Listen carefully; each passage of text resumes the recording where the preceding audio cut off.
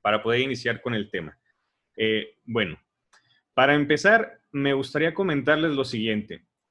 Hay muchos documentos que hablan acerca de evaluación formativa, de evaluación de instituciones, de evaluación educativa, de evaluación de los aprendizajes. Hay muchísimos autores y autoras que hablan al respecto.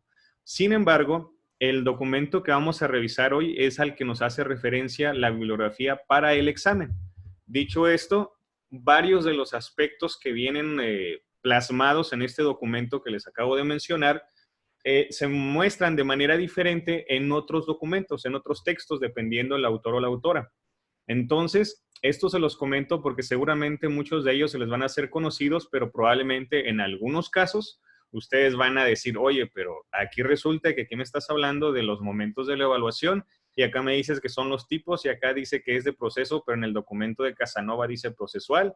Bueno, quiere decir que de acuerdo a la perspectiva de cada autor y autora, en ese sentido hay la divergencia en cuanto a términos, pero en esencia básicamente es lo mismo. En ese sentido, entonces, nos vamos a basar, insisto, en el documento que nos propone la UCICAM, o bueno, que no nos propone, que nos establece la UCICAM, para poder identificar los conceptos básicos de la evaluación con un carácter formativo y parte de lo que esto implica. El documento no es muy largo, pero desde luego no abarca todos los elementos de la evaluación formativa. Entonces, ustedes se pudieron percatar de que es una colección, digámoslo así, y que son varios documentos. Hoy vamos a revisar el primero. ¿De acuerdo? Bueno, voy a compartirles mi pantalla para poder iniciar con la presentación.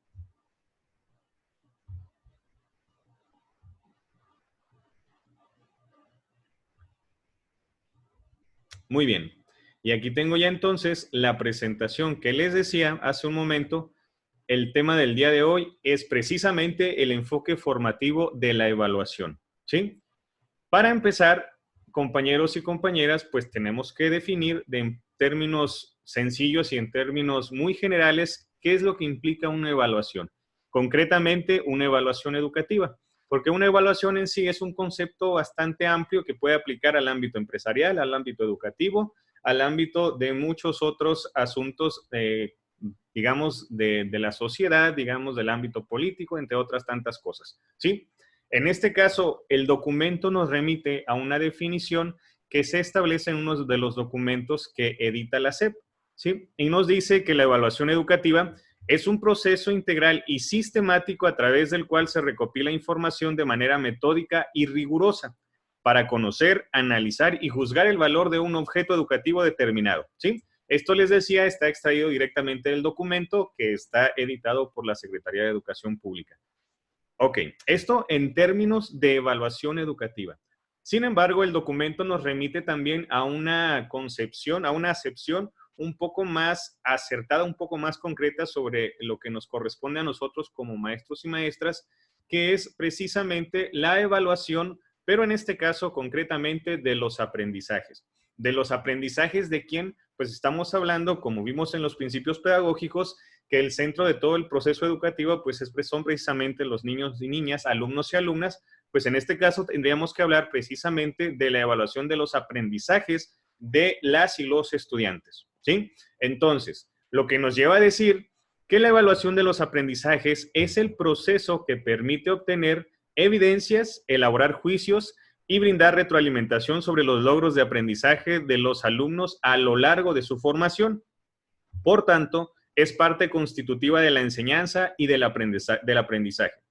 En este punto tendríamos que enfocar la atención en algunos elementos. El primero y básico de la evaluación y sobre todo de los aprendizajes es que es un proceso, lo que nos lleva a decir directamente que si la evaluación no es nada más un momento, ¿sí? No es nada más asignar una calificación o no es nada más contestar o aplicar un examen.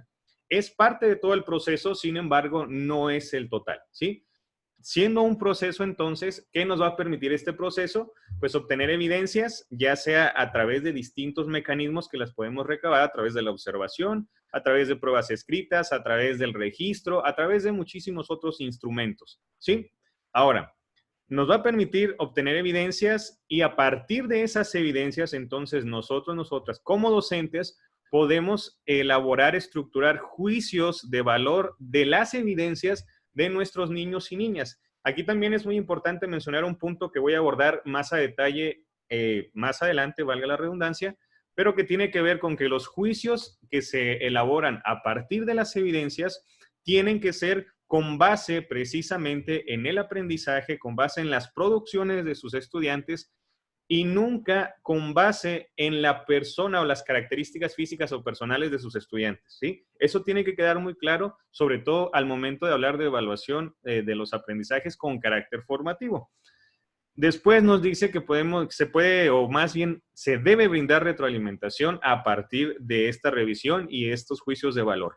No se vale que nada más realicen una revisión o que asignen un juicio de valor, que lo estructuren y que a partir de eso el alumno o la alumna se quede nada más con esa valoración, sino que se tiene que llevar a cabo una retroalimentación que vamos a ver también más adelante.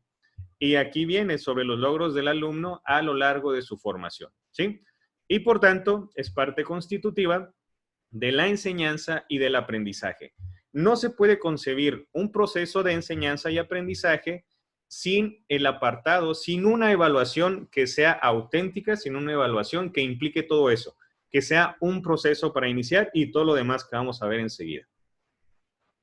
Una vez que tenemos definida lo que es la evaluación, aquí tenemos otros puntos muy importantes a considerar. Primero, dentro de la evaluación existen algunas categorías que tendríamos que identificar, que si bien son parte de la evaluación formativa, no consiste en cada uno de ellos o cada una de estas categorías por separado una evaluación.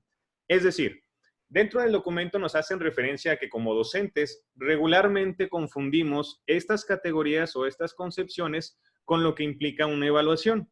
Repito, si bien son parte de esta, no implica que cada una sea en sí una evaluación. Vamos a iniciar con la medición.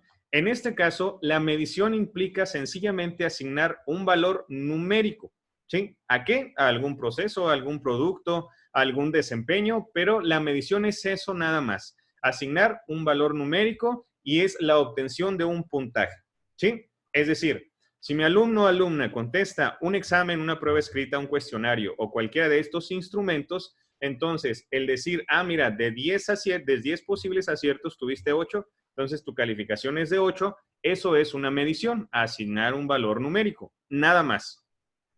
En cuestión de la estimación, hablamos de emitir un juicio con base en evidencias, ¿sí?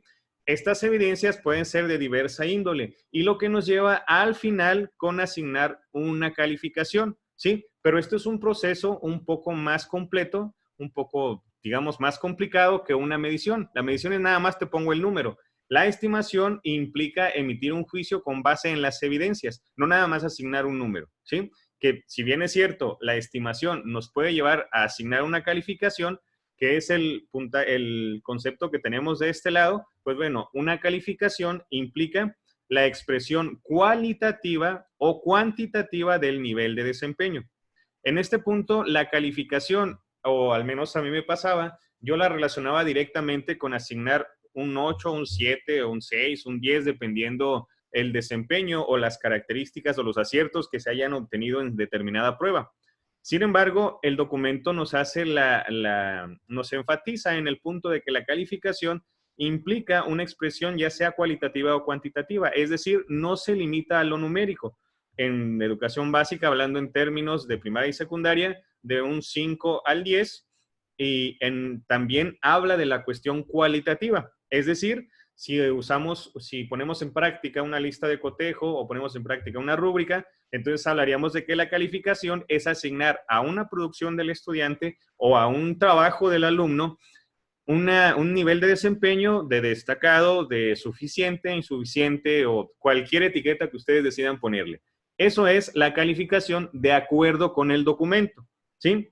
Aquí también comentarles que dependiendo del documento que se revise, en ocasiones la connotación de cada una de estas categorías difiere, ¿sí? Tal vez ustedes recuerden cuando revisamos uno de los acuerdos en la sesión anterior que hablábamos precisamente de algunos conceptos que son similares o iguales a estos y que la definición tal vez sea un poco diferente. Bueno, en este punto les reitero, tienen que basarse en el documento en el que se está revisando, y si el reactivo dice o hace referencia a cierto documento específico, entonces tendríamos que recordar la acepción que corresponde a la categoría en función de dicho documento, ¿sí? En este caso, uno de los conceptos que venía y que revisábamos la vez pasada era precisamente la acreditación, que en este apartado, en este texto nos dice que la acreditación consiste en tomar la decisión de si el alumno o la alumna acceden al siguiente grado escolar, es decir, si están en primero, que puedan pasar a segundo, si están en quinto, que puedan pasar a sexto, o al siguiente nivel educativo. En este caso hablaremos de si están en sexto, si pueden acceder o no a la secundaria, o si están en tercero de secundaria, si pueden acceder o no a la preparatoria, ¿sí? A eso se refiere la acreditación. Ahora, la decisión, de acuerdo con el documento, no debe ser en función de mis creencias, de mis suposiciones, o a partir nada más de alguna cuestión personal, sino que tiene que ser con base en evidencias. Estas evidencias pueden ser algunas pruebas escritas, algunos textos, no sé, algunas evidencias que se hayan recabado a lo largo del ciclo escolar, a lo largo del trimestre, a lo largo de toda la educación primaria, dependiendo de qué clase, de qué tipo de acreditación sea, si sea de grado o de nivel educativo. En este sentido, vamos entonces con otro de los apartados que nos maneja el texto. Y viene ahí muy específico la evaluación desde un enfoque formativo como uno de los subtemas. En esta parte, pues bueno, nos habla particularmente de qué es lo que implica una evaluación desde el enfoque formativo. Al inicio de la sesión ya describimos, ya vimos conceptualmente qué es una evaluación desde el enfoque formativo, evaluación de los aprendizajes y evaluación educativa. Pues bueno, aquí nos dice que la evaluación desde el enfoque formativo tiene como propósito principal la mejora, ¿sí? Y esto, compañeros, compañeras, no lo pierdan de vista porque a final de cuentas, si una evaluación no es para mejorar, entonces no es una evaluación, ¿sí? Es una medición, es una calificación, es otra cosa. Pero si la intención del proceso que están emprendiendo o que están llevando a cabo no es para mejorar, entonces no es una evaluación. Y aquí mucho ojo porque en los reactivos es muy común que los distractores vayan más o menos por ese camino, en confundirles en qué es una evaluación formativa o en todo caso una evaluación y en lo que es una medición o una calificación, entre otras cosas. Ahora, otro de los puntos importantes de la evaluación desde el enfoque formativo es precisamente que regula el proceso de enseñanza-aprendizaje. ¿Qué quiere decir esto? Bueno, que si la intención de la evaluación desde un enfoque formativo es precisamente la mejora, esa mejora no se va a llevar a cabo ya hasta el final. Esa mejora puede llevarse a cabo durante el proceso y es uno de los puntos que vamos a ver más adelante. Pero en esta parte donde dice regula el proceso de enseñanza-aprendizaje, quiere decir que durante el desarrollo de un proyecto, que durante el desarrollo del ciclo escolar, de un aprendizaje esperado, entonces yo como docente tengo la facultad y la responsabilidad además de tomar decisiones a partir de lo que estoy evaluando. Si planeo una actividad, un proyecto, y resulta que en el transcurso, en el desarrollo de dicho proyecto, algo no está saliendo bien, o veo que mis alumnos y alumnas no están respondiendo a la manera que yo supuse, entonces tengo que realizar modificaciones. Puedo quitar actividades, agregar actividades, modificarlas, aumentar el nivel de dificultad, disminuirlo, cualquier acción que me lleve precisamente a la mejora y que regule el proceso de enseñanza-aprendizaje, ¿sí? Si estoy viendo que mis estudiantes están batallando con determinadas actividades o temas, pues no me puedo seguir así y esperar hasta el final para modificar y entonces para el siguiente proyecto, entonces sí, ya voy a ver cómo le hago para que todo salga bien, ¿de acuerdo? A eso se refiere. Ahora, otro de los aspectos es que el proceso es más importante que el resultado. Y esto se tiene que ver reflejado desde luego para el examen, desde luego en sus estructuras mentales que les van a facilitar contestar los reactivos, pero también debiera verse reflejado en sus clases, ¿sí? En cualquier nivel que ustedes trabajen, esto debiera verse reflejado ahí. ¿Por qué? Porque, pues bueno, el ejemplo clásico que se pone de esto es cuando se asigna un problema matemático a resolver y pues bueno, el resultado está equivocado, pero el proceso está bien. Es el clásico ejemplo y la pregunta de reflexión que se hace casi siempre. ¿Qué prefieren ustedes? ¿O qué le dan más peso? ¿Al proceso o al resultado? Eso como pregunta de reflexión. Ahora, aquí el documento nos dice que de la evaluación desde un enfoque formativo es más importante el proceso que el resultado, en función de que el proceso nos muestra demuestra los aprendizajes adquiridos por parte de los estudiantes y el resultado, pues es precisamente la consecuencia de ese proceso, que muy probablemente pues, algún paso o algún dato posiblemente haya fallado. Sin embargo, es más importante, de acuerdo con este texto y de acuerdo en sí con el programa, el proceso que el resultado. Incluso ustedes pueden remitirse al programa de estudios de matemáticas específicamente y ahí habla específicamente de que hay que darle más peso al proceso que al resultado.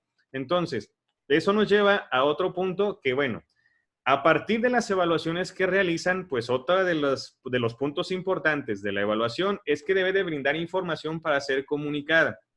A veces las y los docentes nos vemos un poco recelosos en cuestión de que los resultados de las evaluaciones de mis alumnos y alumnas son míos y no tengo por qué comunicarles ni el proceso, ni los criterios, ni al directivo, ni a mis compañeras de escuela, menos aún a los padres de familia, porque si no al rato se me van a echar encima y van a empezar a preguntar y a cuestionar de por qué mi hijo o hija tiene estas calificaciones. Entonces, si la evaluación con carácter formativo no sirve o no la utilizan o no se lleva a cabo para informar, entonces tampoco está cumpliendo con ese carácter.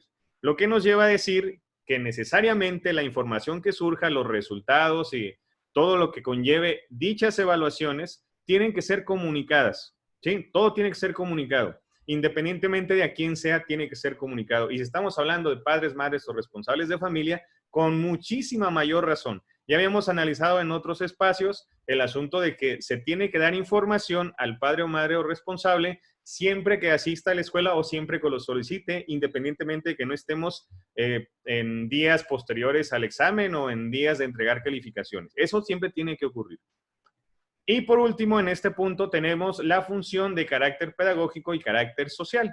En este punto no les voy a mencionar mucho porque en la diapositiva siguiente está un poco más ampliado. Y dice de la siguiente forma: las funciones de la evaluación en este apartado nos hablan en el texto de la función pedagógica y la función social. La función pedagógica de la evaluación tiene que ver con la identificación de necesidades. ¿Necesidades de quién? Pues las necesidades docentes, las necesidades de los estudiantes y las necesidades en función de las actividades que se están diseñando y aplicando, de las estrategias que se están llevando a cabo. Porque como ustedes deben de saber muy bien, todo lo que se planea casi nunca o muchas de las veces no sale tal cual se planea. Entonces, a partir de esas evaluaciones que se realizan al proceso, a los y las estudiantes, entonces tendríamos que identificar necesidades específicas que se debieran atender al momento del proceso y también después del proceso para que el siguiente proyecto a llevar a cabo, la siguiente estrategia, ya se disminuyan, se mengüen dichas necesidades, ¿sí? Posteriormente también tenemos que otra de las funciones pedagógicas de la evaluación es precisamente orientar el desempeño docente.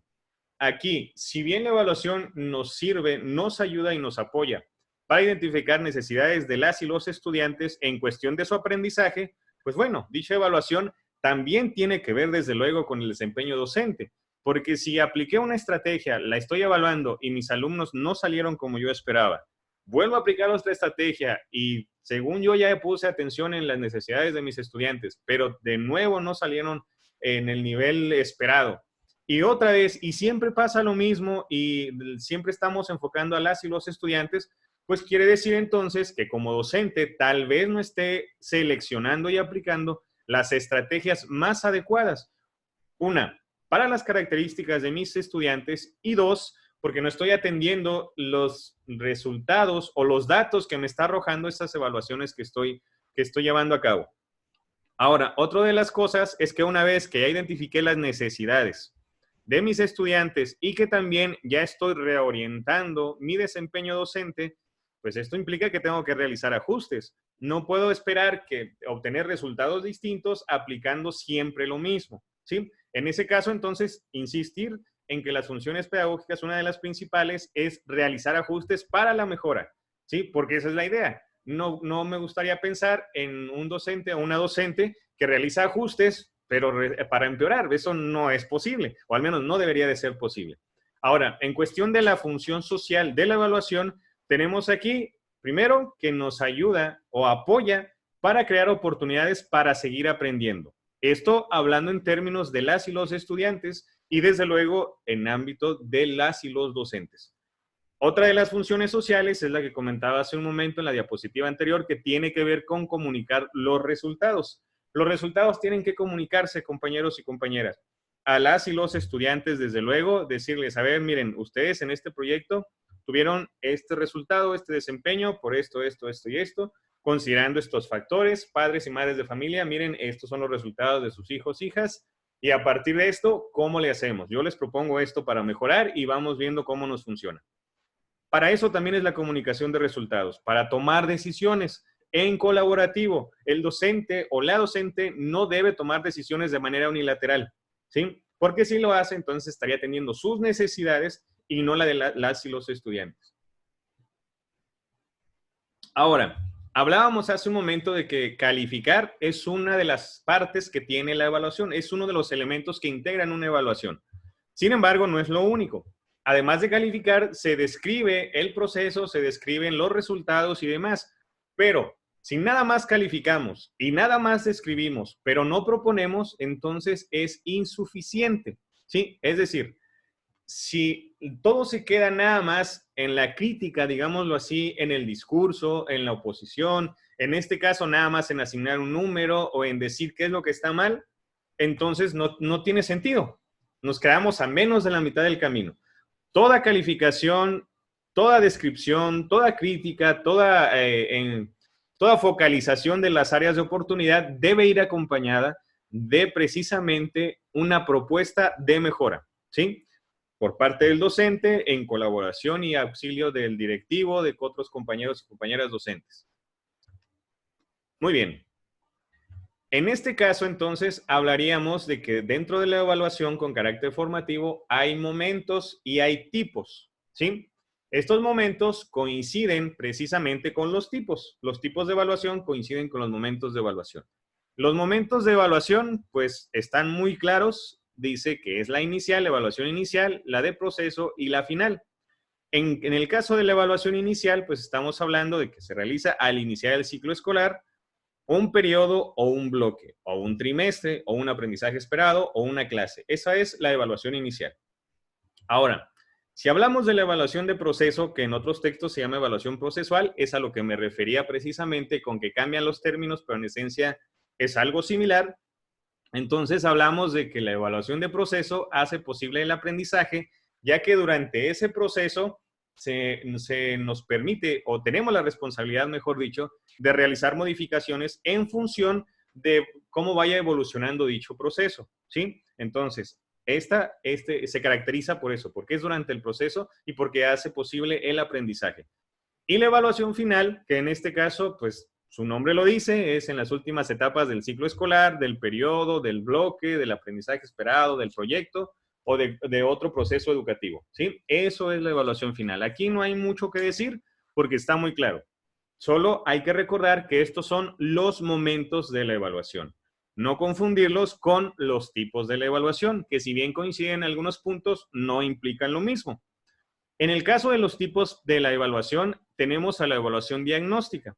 La evaluación diagnóstica que es la que se realiza previo a cualquier proceso educativo. Ojo, compañeros y compañeras. A veces creemos por costumbre, porque así lo hemos vivido, porque así nos pasa o así lo hacemos, que la evaluación diagnóstica es la que se realiza precisamente durante el inicio del ciclo escolar, ya sea con los exámenes que nos manda la mesa técnica o tal vez a través de los instrumentos más recientes, bueno, ya no tanto, que son los del sistema de alerta temprana. Puede ser una evaluación de tipo diagnóstica, pero no es la única, ¿sí? Como bien nos dice aquí, se realiza antes de cualquier proceso educativo, lo que nos lleva a pensar que si vamos a iniciar el tema de los 5 sentidos del cuerpo, entonces el rescate de conocimientos previos o los instrumentos que ustedes apliquen para verificar los conocimientos precisamente de sus estudiantes, eso es una evaluación previa.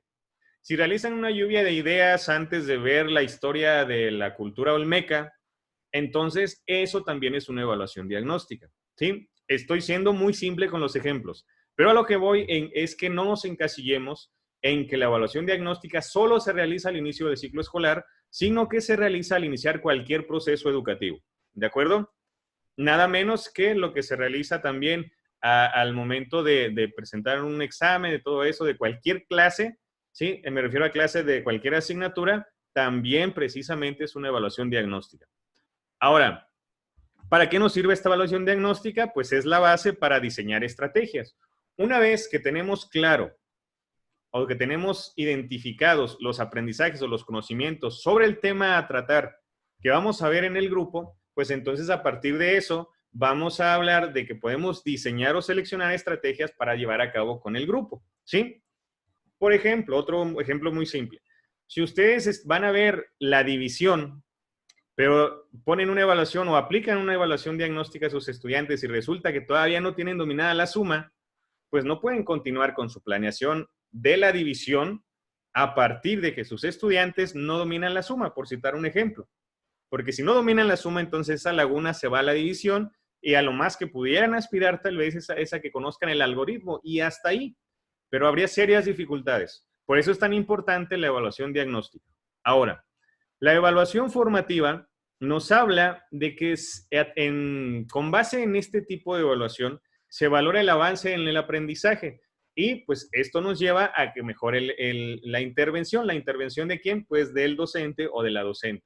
Esto nos lleva también a que este tipo de evaluación es la que observamos durante el proceso de algún proyecto del ciclo escolar completo, de algún tema, de algún aprendizaje esperado, ¿sí? Ahora, dentro de la evaluación formativa hay algunos ámbitos, algunos aspectos que regulan precisamente el proceso de enseñanza-aprendizaje a partir de la evaluación formativa. Y esto nos habla de que uno de los procesos o de las intervenciones o de las mediaciones, mejor dicho, es la interactiva. Sí, la interactiva es la que se lleva a cabo básicamente de manera inmediata, ¿sí? Esta está integrada directamente en el proceso de enseñanza-aprendizaje y esto nos permite tomar decisiones en el momento. Retomando el ejemplo que les decía en unos minutos antes, les decía, bueno, si yo estoy viendo que mis estudiantes están batallando con algún tema, con alguna actividad, pues yo no puedo continuar de esa misma manera, ¿sí? Una cosa es enfrentarlos o enfrentarles a retos que impliquen un desafío para ellos, pero otra distinta es que de plano no sepan ni de qué les estoy hablando o ni qué están haciendo. Entonces, necesariamente se tendría que modificar, ya sea incrementar el nivel, bajar el nivel o regresarse a cuestiones más básicas, ¿sí? A eso se refiere con la mediación interactiva, que es en el momento y surge a partir de la observación, es decir, de lo que ustedes miran y detectan en su grupo, también surge a partir del diálogo con sus estudiantes, que ese es sumamente importante, e insistir en que es en el momento del proceso, ¿sí? La siguiente mediación, la siguiente regulación es la retroactiva. En este caso, pues bueno, se hace a partir de una medición que se realiza, ya se hizo la medición y después de esa medición, entonces hay que identificar qué es lo que se puede reforzar, qué es lo que no se aprendió, qué es lo que me quedó pendiente y qué voy a hacer a partir de esto que me quedó pendiente, ¿sí? Esto, insistir, es parte de la evaluación formativa. Y en tercer término tenemos la proactiva, que en este caso son las adaptaciones que yo voy a contemplar o que voy a poner en práctica para el aprendizaje de un futuro cercano. Es decir, lo que yo identifiqué, lo que yo vi que de las dificultades que tuvieron mis estudiantes o las que tuve yo, pero principalmente para trabajar con mis estudiantes, entonces lo que yo haga o deje de hacer para el siguiente proyecto, para el siguiente ciclo, para el siguiente trimestre, para el siguiente proceso educativo, ¿sí? Ahora, esto implicaría entonces ya sea que se amplíe lo aprendido a partir de ciertas estrategias o que se aumente o disminuya el grado de dificultad de las estrategias o de las actividades que estoy proponiendo para mis estudiantes, ¿de acuerdo? Y en ese tenor entonces tenemos el último tipo de evaluación que nos establece el texto, que es la evaluación sumativa, Y en este caso, pues se hace un juicio global al concluir un proceso, ¿sí?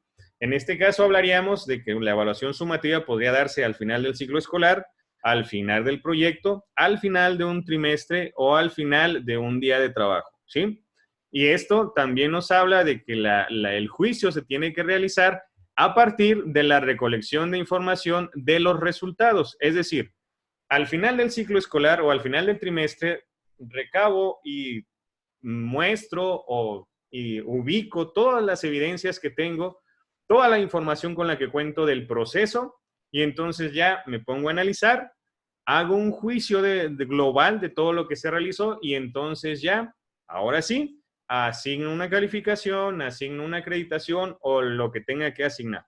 ¿Sí? Eso es la evaluación sumativa. Ahora, vamos con la siguiente diapositiva que nos habla precisamente de los elementos de la evaluación. ¿Sí? Los elementos de la evaluación, el texto los divide en varios apartados que se identifican por algunas preguntas. En este caso hablamos de qué se evalúa. En el punto de qué se evalúa, pues necesariamente tienen que ser los aprendizajes esperados. Y aquí, compañeros y compañeras, no hay de dos caminos. Aquí sí necesariamente tienen que ser los aprendizajes esperados.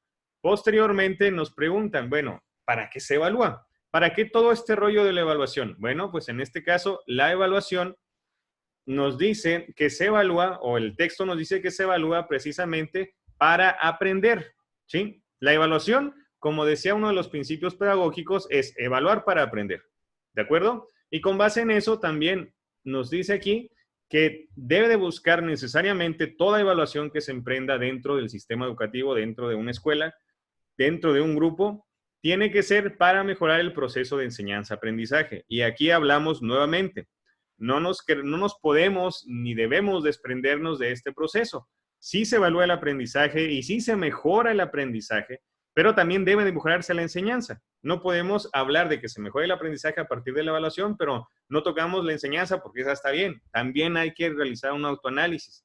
También hay que ver qué aspectos se pueden mejorar en la enseñanza. Después tenemos que hay que crear oportunidades de aprendizaje, que es lo que vimos en una de las funciones de la evaluación, que es la función social, ¿sí? Y ya hablamos también de este punto. Después, la siguiente pregunta nos dice, ¿cuándo se evalúa? Bueno, pues es un proceso cíclico y pues se evalúa al inicio, durante el proceso y al final. Aquí, al hablar de un proceso cíclico, quiere decir que evaluamos, concluimos y volvemos a empezar la evaluación. Evaluamos, concluimos y volvemos a empezar, y así sucesivamente con cualquier proceso educativo. ¿Cómo se emite un juicio de valor? Un juicio de valor se emite respecto al desempeño y no a la persona. Y esto es muy importante que lo tomen en cuenta, porque a partir de esto es que ustedes pudieran identificar la respuesta correcta o no de un reactivo en el examen. En este caso hablamos de que si estamos solicitando un producto de un estudiante o una estudiante y nuestros criterios o nuestros parámetros para la evaluación no hablan en ningún momento de la presentación del trabajo, es decir, con que cumpla los requisitos, con eso ya tiene la puntuación, hablemos de 4 puntos que valga el producto. Entonces tendríamos que evaluar eso, ¿sí? El desempeño del estudiante. No si el estudiante lo presentó en una hoja de diferente color, porque eso no estaba en los criterios de evaluación. No si le puso brillitos, porque tampoco estaba en los criterios de evaluación. Por eso es tan importante que ustedes, y bueno, todos y todas, desde el inicio de la evaluación, desde el inicio del proyecto, desde el inicio del ciclo, establezcan de manera clara los criterios con los que se va a evaluar. Porque de lo contrario, entonces se puede prestar a ambigüedades y esas ambigüedades nos van a llevar a perder objetividad en la evaluación. Entonces, hablamos, insisto, de que se evalúa el desempeño en función de los criterios establecidos, que de preferencia debían establecerse en colaboración con las y los estudiantes. Sin embargo, independientemente de que se lleve a cabo de esta manera o no, sí deben de ser muy claros para evitar precisamente las ambigüedades y que caigamos en que estamos emitiendo un juicio de la persona como tal y no precisamente del desempeño. Posteriormente, pues bueno, está lo que les comentaba, lo de establecer criterios claros, ¿sí? No podemos evaluar algo de lo cual no establecimos criterios claros, ¿sí? Las y los estudiantes, por fuerza, o debieran de conocer los criterios con los que se va a evaluar. Y no hablo de los criterios de decir, ah, mira, es que la participación vale 2 puntos. Y haz de cuenta que si no vienes 2 días, entonces son 2 décimas menos. No, no tienen que ver con eso. Los criterios quiere decir qué es lo que ustedes van a evaluar durante el ciclo escolar del proyecto, de la producción, del resumen, del texto, del ensayo, de cualquier cosa que ustedes vayan a evaluar. Deben establecer criterios claros. ¿Sí? Ahora, les voy a pasar un tip. La puntualidad, la conducta, en términos sencillos de si se porta bien o mal, la asistencia no son aspectos de la evaluación de los aprendizajes. Yo entiendo y además he visto ciertas escalas estimativas, porque así se les denomina, donde establecen examen 60%, por citar un ejemplo nada más. Asistencia es 10%, conducta otro 10%, y así se van con cuestiones que no necesariamente tienen que ver con la evaluación de los aprendizajes. Si bien son aspectos que intervienen para que el alumno o alumna aprenda o no aprenda o alcance el nivel o no, pero no es una cuestión que se evalúe a partir de la evaluación de los aprendizajes. Eso hay que tenerlo muy en claro, ¿sí? Y además, el juicio de valor acerca o como parte de una evaluación tiene que ser con base en evidencias, no con base en supuestos, no con base en prejuicios, no con base en cualquier cuestión que nosotros traigamos estructuralmente en cuanto a lo social y cultural desde tiempo. No, recuerden que tendremos que evaluar con base en evidencias. Ahora, en este punto, continuando con los elementos de la evaluación, también tenemos que, pues la pregunta, ¿cómo se distribuyen las responsabilidades de la evaluación? Porque si bien es cierto, es responsabilidad del docente, de la docente, pues no es la única figura que interviene en este punto. La responsabilidad del estudiante es desarrollar las actividades, participar activamente, de madres y padres o tutores es asegurarse de que su hijo o hija asista a la escuela para que reciba las clases, para participar y para que adquiera los aprendizajes. El caso de las autoridades escolares, pues bueno, deben de estar al tanto de lo que se evalúa, de cómo evalúa el docente, de qué instrumentos se utiliza, de cuál es el nivel de desempeño que llevan, el nivel de aprendizaje que llevan las y los estudiantes del grupo del docente. Y las autoridades educativas de las entidades, pues igual, dar seguimiento, dar materiales, dar información, verificar que se estén llevando a cabo la evaluación conforme lo indica el programa de estudios, entre otras cosas. Sí, en este caso es importante mencionar que el docente, la docente, no es la única figura que tiene responsabilidades para la evaluación, en este caso la evaluación formativa, evaluación de los aprendizajes. Ok, ¿qué se hace con los resultados de la evaluación? Pues sencillamente tomar decisiones, mejorar el desempeño del docente, mejorar el aprendizaje de las y los estudiantes y también identificar áreas de mejora, ¿sí? Tanto del desempeño docente como del aprendizaje de las y los estudiantes. Muy bien, en ese sentido entonces, vamos al siguiente punto. En el apartado, estos siguen siendo parte de los elementos de la evaluación, ¿sí? Nada más que los puse en un apartado diferente para profundizar un poco más, porque esto es muy probablemente de lo que más venga en el examen, ¿sí?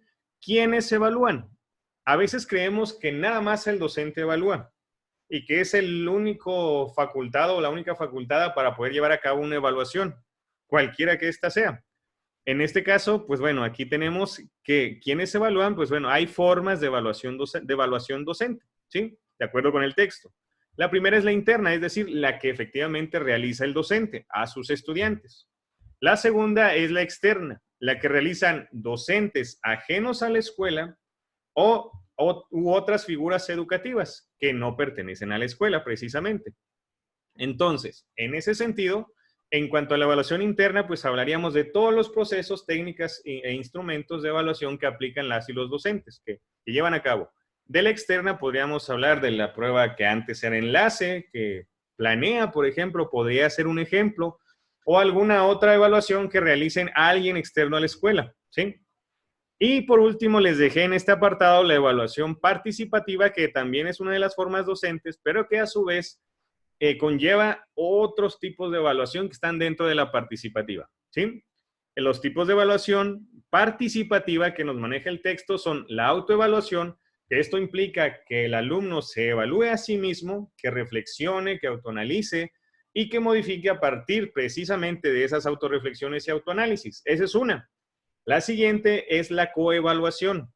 En este caso, como estamos hablando de estudiantes, entonces hablamos de que es una evaluación entre pares, que mi alumna y mi alumno del mismo grado se evalúen un producto, un trabajo, un desempeño. Esto en cuestión, insisto, de estudiantes. Para que un docente fuera partícipe en una coevaluación, entonces tendríamos que hablar de que yo como docente voy a evaluar a mi compañera docente y a su vez ella podría evaluarme a mí. Eso es la coevaluación entre pares, independientemente del estatus en el que se encuentren. Y por último tenemos la heteroevaluación. La heteroevaluación implica, es así, de manera vertical, que el docente evalúe de manera vertical, entendiéndose como que el docente evalúa al estudiante, porque al menos oficialmente en la jerarquía el docente está en una función que lo pone no por encima, pero sí en un estatus diferente que él o la estudiante. Entonces, es la que realiza el docente hacia sus estudiantes. Es la heteroevaluación, ¿sí? Probablemente en el examen les hablen de esto, no precisamente con esas definiciones, pero es importante que lo tomen en cuenta para que puedan identificar cuál es la diferencia entre cada una y en dónde o en qué situaciones estamos viendo una u otra. Muy bien.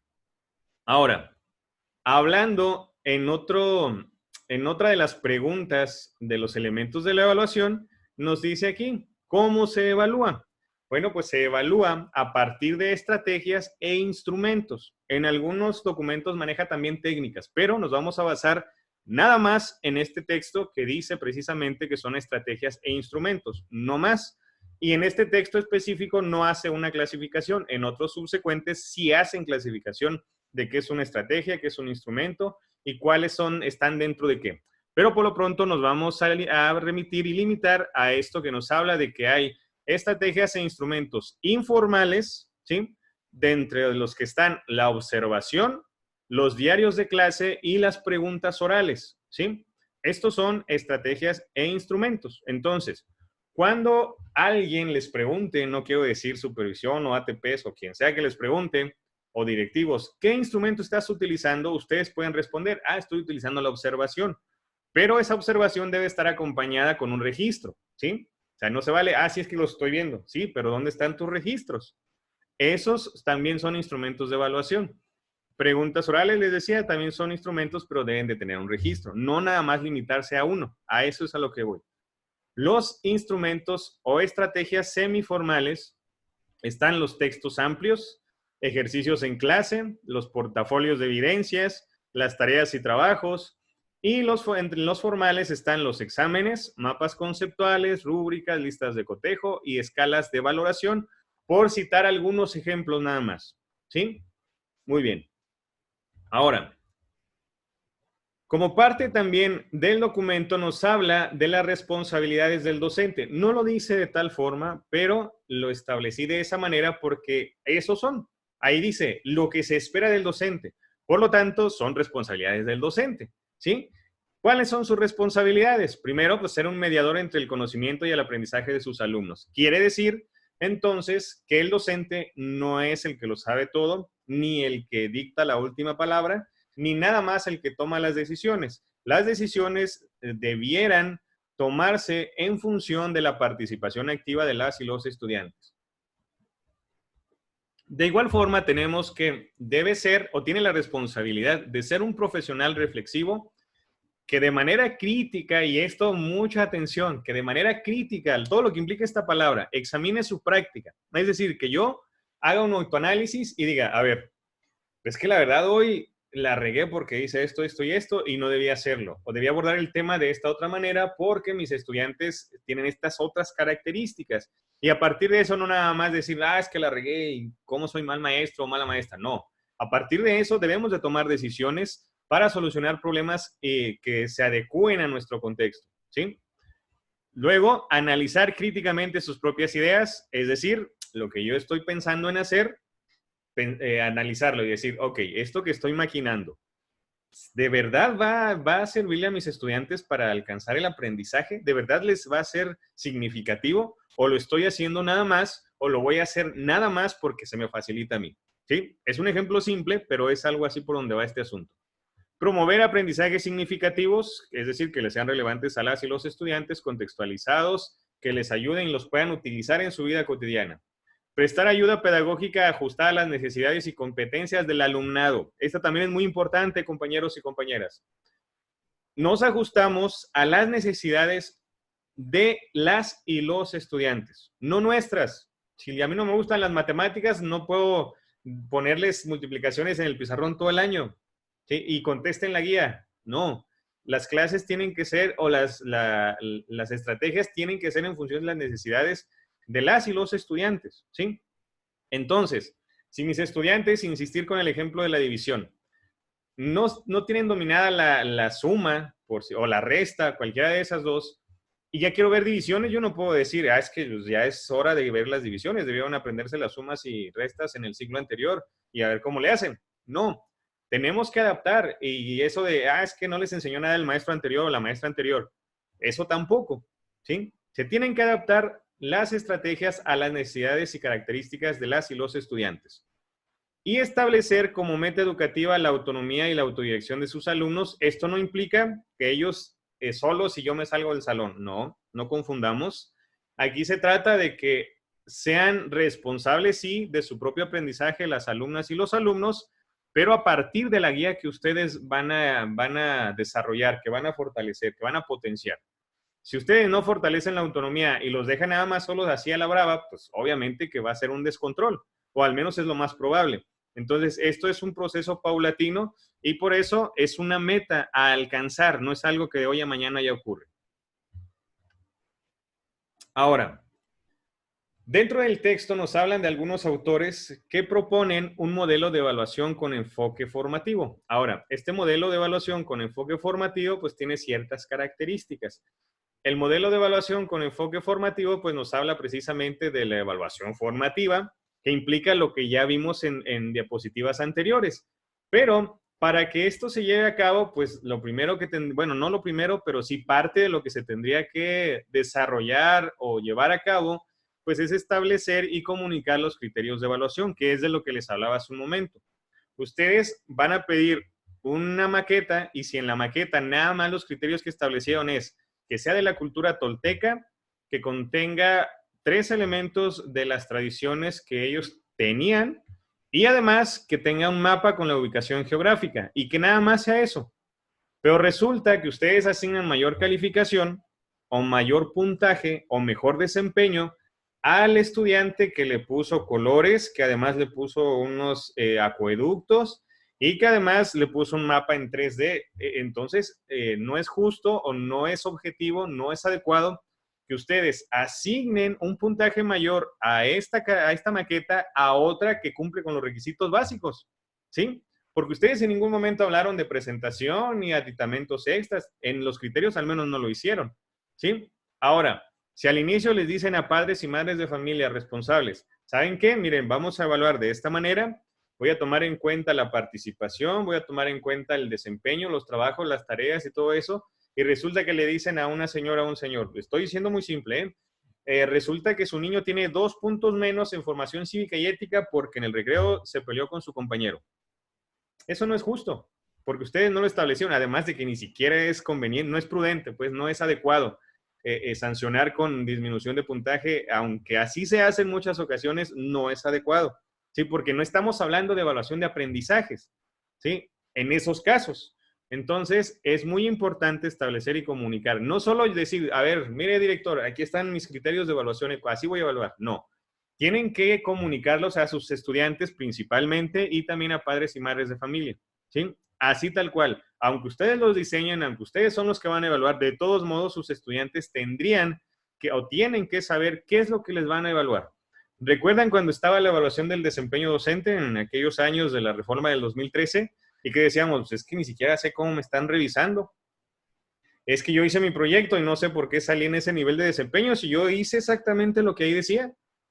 Entonces, nosotros nos quejamos siempre de que no sabíamos ni cómo nos calificaban, no sabíamos ni cómo nos evaluaban, pero la realidad es que los criterios sí estaban muy específicos. Ya la dinámica y todo lo demás y las personas que participaron, pues eso ya es otra historia, pero los criterios sí estaban específicos, ¿sí? Y estaban desde el principio. ¿Por qué? Porque la teoría así no lo marca, porque el texto así no lo marca y por lo tanto en el examen así va a venir en función y a partir de estos textos. Bueno, ahora, en esta parte también, otra parte importante es identificar dónde están los alumnos y hasta dónde pueden llegar. ¿Sí? Aquí hablamos pues, de un asunto que mencionamos en las sesiones anteriores acerca del andamiaje. Y pues bueno, es tender puentes de donde el nivel en que se encuentran los alumnos, los conocimientos que tienen, a cuáles quieren llegar. ¿Sí? Al nivel esperado, pues. ¿Y cómo hacer que lleguen de dónde están hasta donde deben de estar? Entonces nosotros como docentes tenemos la responsabilidad de tender esos puentes que que lleven a nuestros estudiantes de un lugar a otro, ¿sí? A eso se refiere.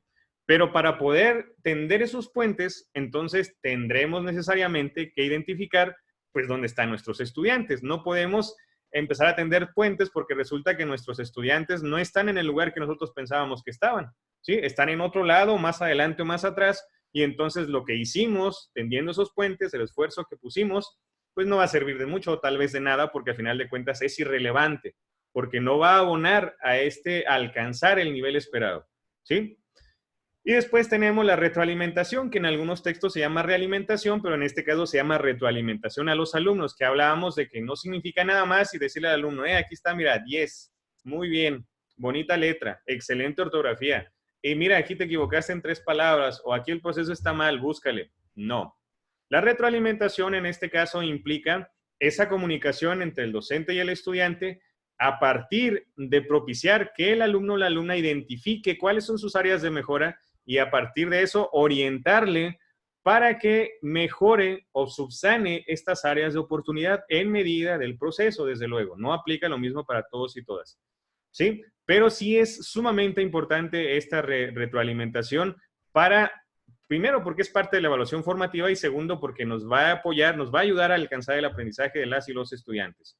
Y luego, lo que implica supervisar el propio desempeño, que básicamente es autoanalizarnos, ver cómo vamos y a partir de eso también tomar decisiones personales, tomar decisiones que nos lleven a la mejora tanto del desempeño docente como la mejora de los aprendizajes, el máximo logro de aprendizajes, que es lo que ya hemos analizado también a partir de la política educativa vigente. Y en este caso, si hablamos de la política educativa vigente, pues hablaríamos de llegar a una educación de excelencia, ¿sí?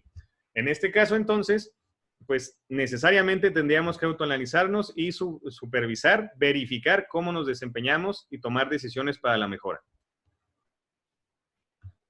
Y casi para terminar, nos habla también de la ética de la evaluación. La ética de la evaluación, bueno, aquí no me voy a meter en cuestiones filosóficas de la ética porque es un tema muy interesante, pero abarca mucho.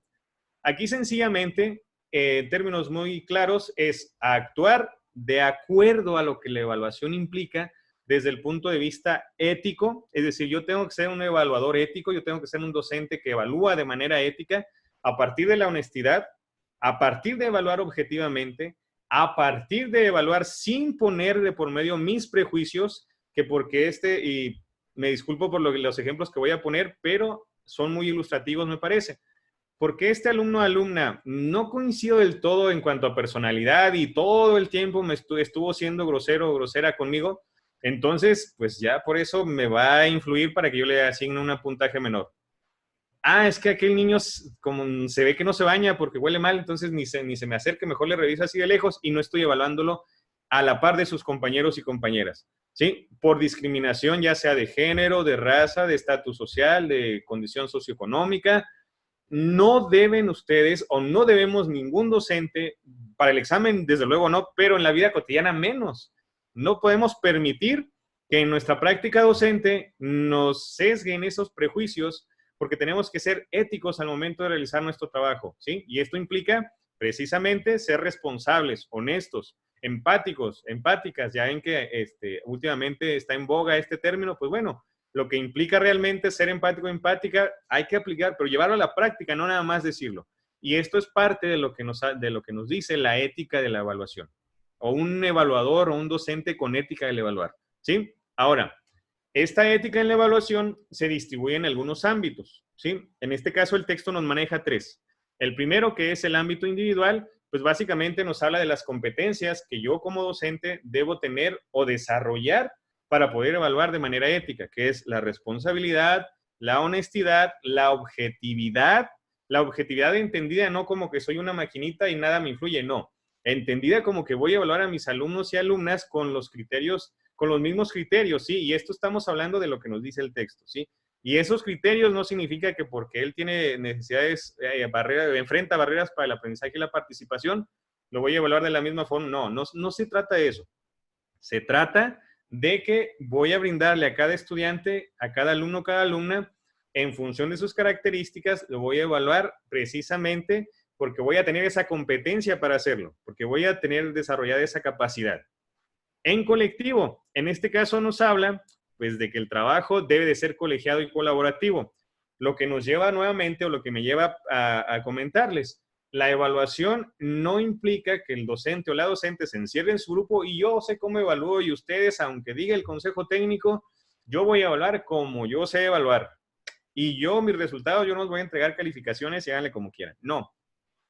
La evaluación formativa y la ética en la evaluación nos habla precisamente de que tiene que ser o debiera ser un trabajo colegiado y colaborativo con el colectivo docente, desde luego de ser posible y también en medida de lo que se considere, pues también con padres y madres de familia, porque al momento de evaluar, yo no conozco a nadie que diga, no, yo sí nunca he tenido problemas para evaluar, yo evalúo y pues me voy al 100, no.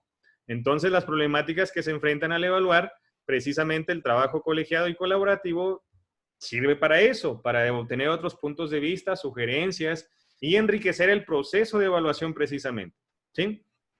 El material, pues básicamente hace referencia a que nuestra evaluación bajo el punto, bajo el ámbito ético, bajo el punto de vista ético, no debe ser a partir de supuestos, y yo sé que aquí no pasa, que es en otros países, pero eso de que, híjole, yo medio me acuerdo que él sí me cumplía con las tareas, se me hace que le voy a poner un 8, porque sí, yo sí me acuerdo que vino todos los días y me entregó todos los trabajos, y además, el día del maestro me regaló una camisa, ya me acordé, y se supo mi talla, entonces, pues, 8, es más, ahí le va un 9, ¿sí?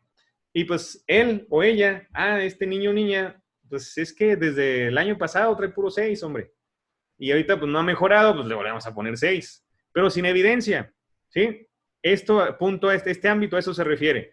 Que la toma de decisiones, independientemente de que sea asignada una calificación o cualquier decisión que sea en función de la evaluación ética, tiene que ser a partir de evidencias. De ahí la importancia de los registros, de ahí la importancia de todo lo que tiene que ver con la evaluación, ¿sí? Y pues bueno, en términos generales y poco concretos en algunos puntos, esto es lo que hace referencia a la evaluación con carácter formativo, con este documento que nos sugiere la bibliografía, ¿sí? Hay que basarnos en este porque este es el que viene en la guía. Y pues bueno, respecto al tema, por mi parte sería todo y les agradezco mucho su atención.